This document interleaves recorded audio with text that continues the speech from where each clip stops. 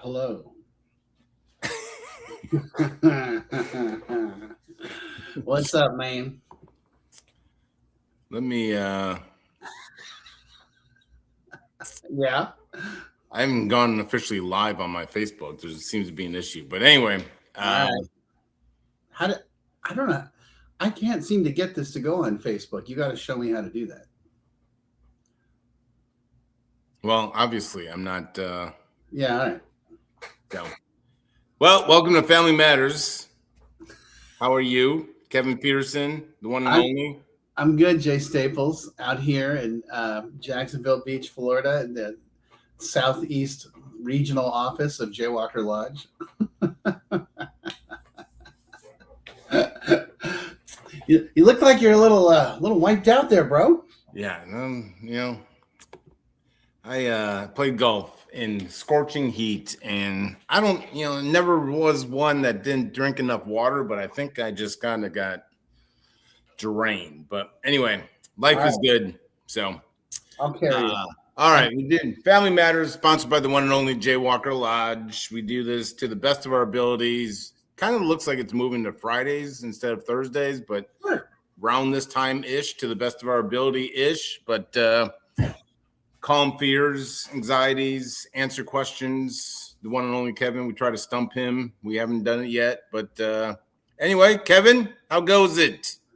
Jay, it's a great day, baby. It's a great day. June 12th. God, we're in the middle of June. Who would have thought, That happened fast, right? Wasn't it just February? I mean, good God. So It was just 2024, actually. I mean,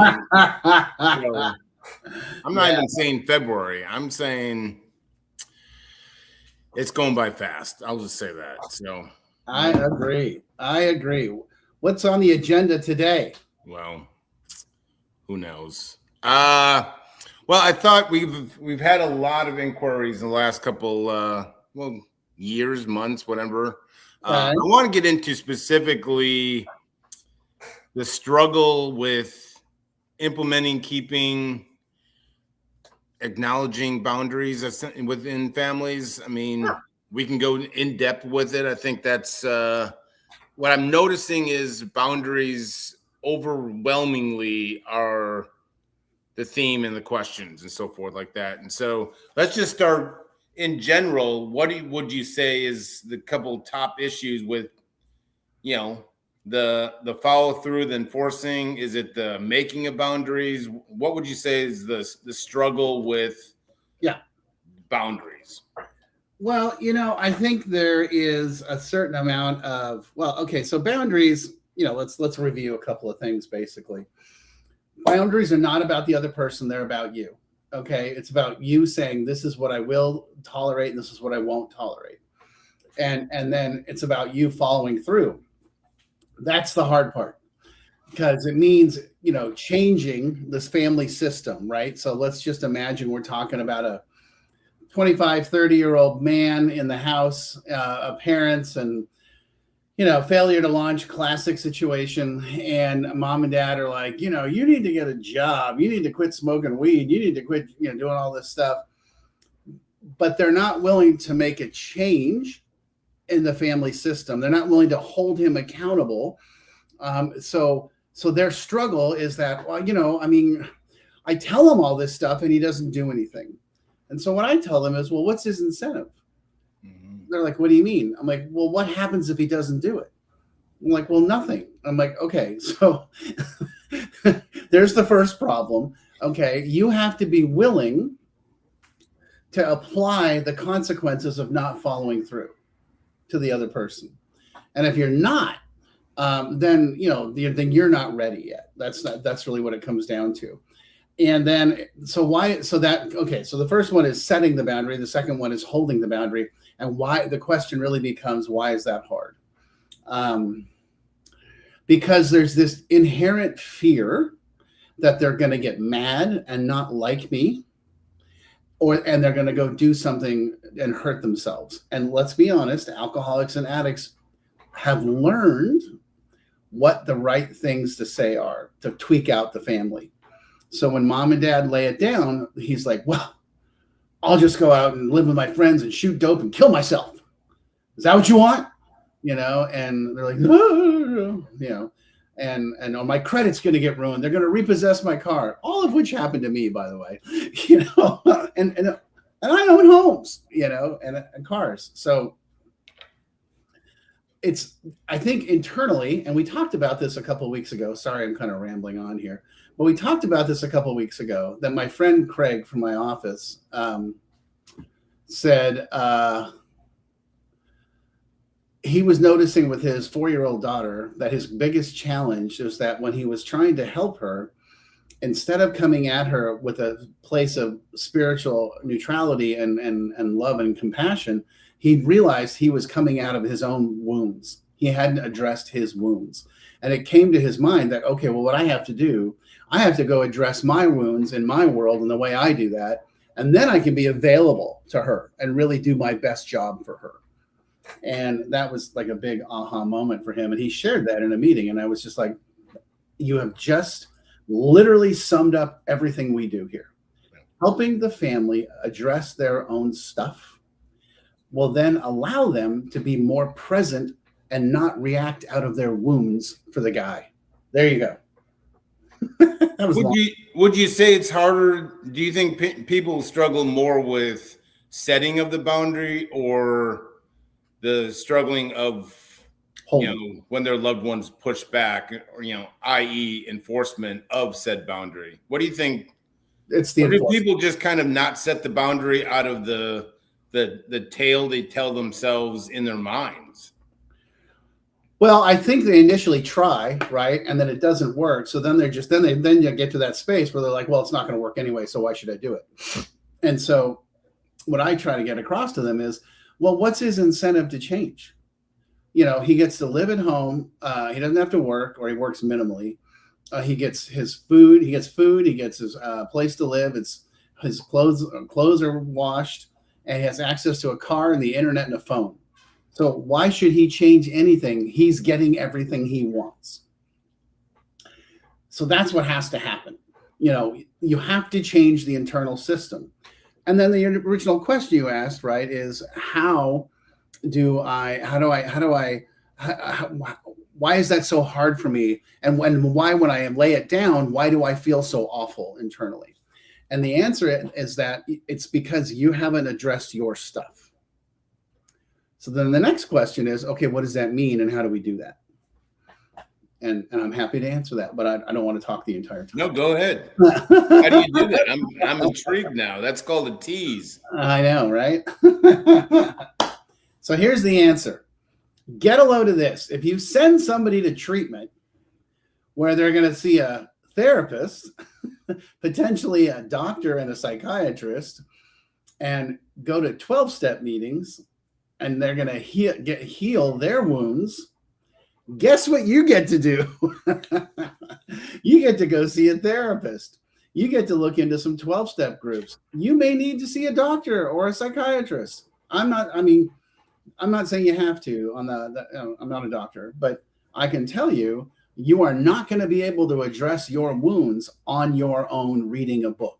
Just like he's not going to be able to get, clean of drugs and alcohol on his own reading a book or watching a YouTube video. You're going to have to engage. You cannot expect him to do something you're not willing to do. And that's the scary part, right? Because now the focus isn't on the person, the addict or the alcoholic. Now the focus is on the entire family system, and every member of the system has to heal themselves. Not just that guy over there, So that's the hard part. It's a scary part, right? Because now I got to dig in and do work. At Jaywalker, I have created this thing called Jaywalker Lodge University. It's an online portal of education for the families. And a lot of times they look at it and they're like, yeah, I'm not doing that. I'm not doing this because that means I'm going to have to really focus on myself and dig in. And I'm like, I understand, but that's why I'm here to help you. Let me guide you through that process. Let me help you find someone in your neighborhood to go see as a therapist. And, let's figure things out. And let's find a 12-step meeting, or maybe it's a church meeting, or I don't know, whatever. It can be whatever, but a group of people that are fighting the same battle, that are supportive, And that way you're in a community just like the person in treatment or the person in recovery. Well, I also think it's interesting when talking with families, and I think it gets when addiction and mental health and substance misuse, however you want to frame it, gets involved. That seems to be the overriding kind of theme. But what I think is interesting to point out, and families kind of have this oh crap moment, is when I point out that, that mainly the family is a mom and dad or something, but the boundaries is not just with the addicted loved one. Like, they're still bailing the other sibling out and not allowing them to grow. The only difference is one has a substance issue that, ends up in jails or treatment or something. The other one, they're still being robbed of the growing up experience or the consequences of their decisions. So it's not just, even when we're talking about the boundaries, putting in with that loved one that's suffering, I think the boundaries need to be family wide and so forth. That's what I always find interesting. No, 100%. I mean, it's not just, again, the old school methodology, right, is identifying what we call the identified patient, you and me. Oh, there's Jay and Kevin. They're the problem. Yeah.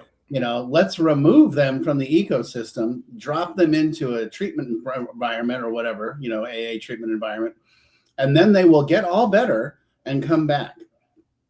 And what ends up happening is that person comes back and they have changed, right? And they come back to the family system, and the family system hasn't changed. They're still walking on eggshells and like, well, I don't want to do anything that's going to hurt his feelings, because then he may go get high or drink. And I'm like, if his sobriety is that fragile, he shouldn't come home. He should stay in treatment. But I also want you guys at home to start taking a long, hard look and addressing your stuff, because, it turns out that when we look at the way you've been handling your person, your identified patient, that might be symptomatic of something, some attachment disorders or some codependency, or maybe some trauma as a child, or maybe you grew up in an alcoholic home or had an alcoholic grandparent, and everybody learned how to, not make noise and walk on eggshells. And I'm telling you, it's not just the person in treatment. It's actually you were taught to behave like this as a child. And so let's go after that. One of my favorite statements is, happy families come from happy individuals. Happy individuals work on their shit. Everybody has shit. And then on the back of the t-shirt, we're going to say, and of course, we're going to talk about your childhood, because that's where all the secrets are. That's where all the secrets are, and it doesn't mean that you're a movie of the week. Just that's the next thing. I was like, whoa, I'm like, relax. Yeah. We're not condemning you.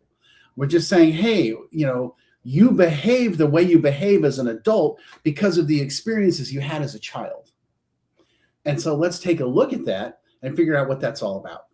And then when I can help you heal, when that person comes home from treatment, you're going to be healed up and you're going to have a better relationship with them, because it's not going to be this, codependent alcoholic or addict relationship. It's going to be an equal relationship. Mm-hmm. You're going to have great boundaries, and so are they, but the whole family has to get better, not just the person. What would you say to the family, and I come across it a lot, and I'm sure everyone does, but is the implementing of, let me ask, I'll frame it this way. Do you feel, what's the connection between, I think families believe implementing of a boundary is more of like they're being grounded or something back in their childhood days or something. Their fear is that they won't be, let's just call, emotionally connected if they implement this boundary. And saying that out loud is like, we know the boundaries should not be seen as a consequence. But what would you say to the family? Like, how would they balance about putting in boundaries and staying emotionally connected with their loved one? Yeah, oh my God. We'll write that one down. when we go back and watch this, we need to write, because that's huge. That's something I want to include that. Let's do a clip of that question, and I'll actually try and answer it. What was the question? No pressure though. It better be a viral moment. I mean, we need to go viral. I'm working on it. I'm trying. If I knew how, I would. Jeez. What was the question? How do you stay emotionally connected and hold boundaries? That's a great question. There's the fear that families think that the boundaries are then going to alter their, they're going to. Yeah. Well, they are. I mean, let's be honest, but that's because it needs to be altered. I think part of the reality is that the reason why you're having to say, hey, you need to quit drinking and doing drugs, or you need to go to work or go to school, or you need to go to, some sort of 12-step meeting or some sort of psychological or psychiatric help, is because you're done dealing with it.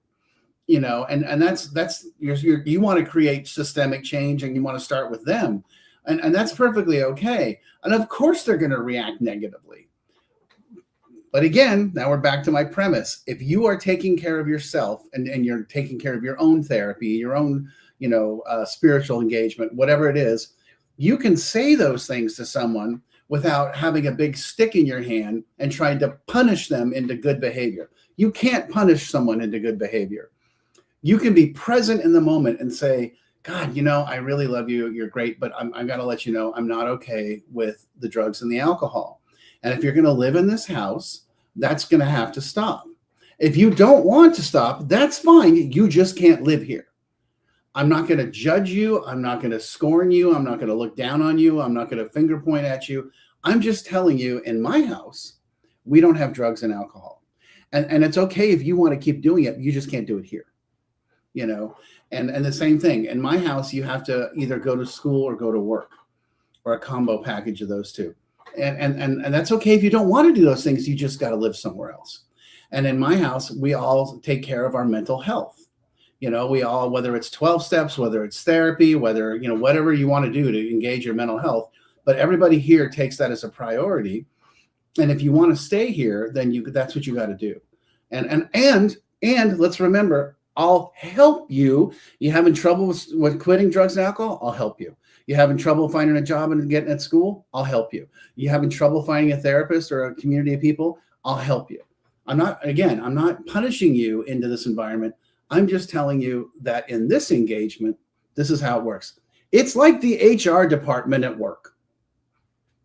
They just come to you and say, hey, I know you like wearing, sandals and running shorts and tank tops, but that's not our dress code here at work, and that's not gonna work for us. And it's okay if you want to keep dressing like that. You just can't do it in this place. I mean, I had a situation where I worked for this big software company 20-something years ago, and they were switching over to Salesforce, and there was a lot of bitching and complaining. And this is a $1 billion company, and my boss, who was the head of our sales department, there was a lot of pushback and a lot of people dragging their feet. And he called a quick meeting. He was like, I want you to understand something clearly. You will either adopt this process, or you will be given the opportunity to find employment elsewhere. He didn't say, I'm going to fire you. He was like, that's okay. If you don't want to do it, you just won't work here anymore. Mm-hmm. And that's the position you have to take as the family member. It's okay if you want to keep living like that. You just can't do it here. And it can't, we don't want that affecting us. Yeah. Did I answer the question? I think so. Well, I think the fear is, or what everyone tells themselves is, if, implementing of boundaries, then that's all you're going to talk about within your loved one. And like I always remind, if the boundaries are respected by both sides of it, it very rarely comes up, because you don't really have to bring it up, because no one's testing it, and you can go back to laughing. And but I think families still believe that if they put in said boundaries or something, that their loved one, that's all they're thinking about, and that's all they want to talk about, or something like that. If you find yourself always talking about it, that means the boundary is probably working, but yet one half of the relationship isn't holding their end of the boundary. So I think families have this, if you put boundaries and both sides respect it, then it very rarely ever comes up, and you can still laugh and joke and, so forth like that. You just can't pick and choose when you implement that boundary. And then, on Sundays and Thursdays, that boundary doesn't exist. Like you have to keep it steady. Like you don't, like I always say, the addict alcoholic will look for the holes. They'll know that, in the past you have not followed through on it. So I'm just going to hold my breath until they relent. So obviously the follow through is the most important thing, but boundaries rarely come up if both sides respect it. It's not going to be all you talk about. You can still enjoy each other's company.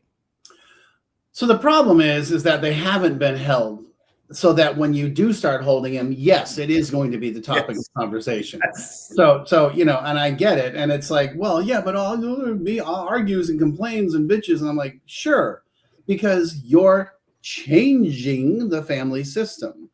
And when we change the family system, we get resistance because it requires effort. It requires vigilance. It requires accountability.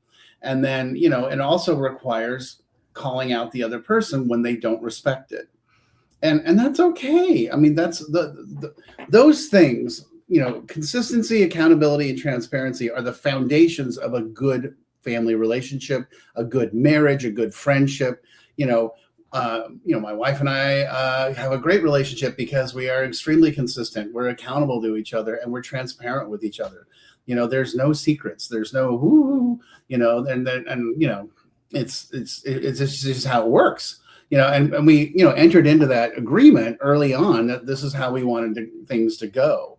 And it's not like one of us would all of a sudden be like, hey, I've decided to start buying cars, and the other one's like, hold on, I don't remember us discussing that, and it's like, that's the thing, right? Is that you have to be willing to put cards on the table and have the uncomfortable conversation.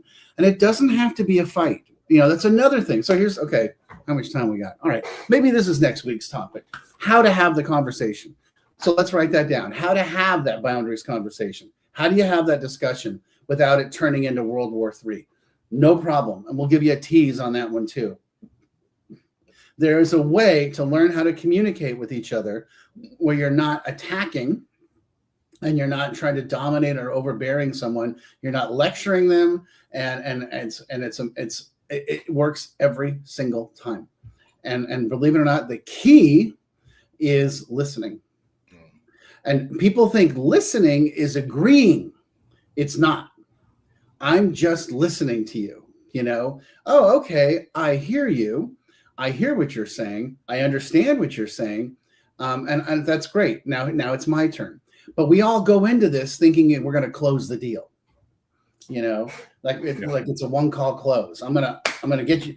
Jay, you're gonna believe in me. You're gonna do what I tell you, how I do it, and that just doesn't work. And there's no vulnerability there. And when there's no vulnerability, there's no connection. Yeah, we'll talk more about it. Well, I think you will get into that next week. But I mean, I just said this yesterday to a family, is because they were struggling with how to frame the boundaries, and I was like, let's role play. Like, what are you going to say? And what it basically boiled down to is what I said, like, you're saying a paragraph when all you need is a sentence.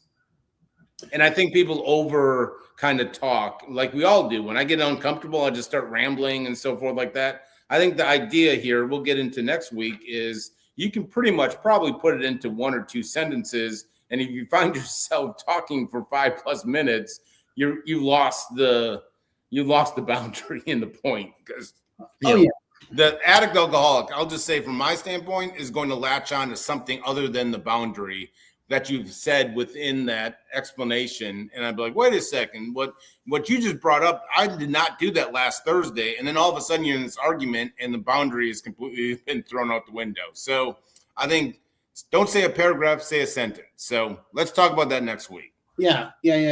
And if you want to do your homework ahead of time, take a look at things like nonviolent communication, Google speaker listener, and we will have a ball. And we're going to talk about your childhood. Trust me, we're going to talk about your childhood. So always with Kevin Peterson, we're going to talk childhood. Yeah, that's why I remain so guarded. So I don't want you to break that seal. and then all of a sudden I'm just crying. So Okay. Well, I've got defense mechanisms against you. I know your techniques. My voodoo. Yeah, we'll see. We'll get into this next week, and maybe just maybe I'll cry. Who knows? So I'll see you next week. All right, bro.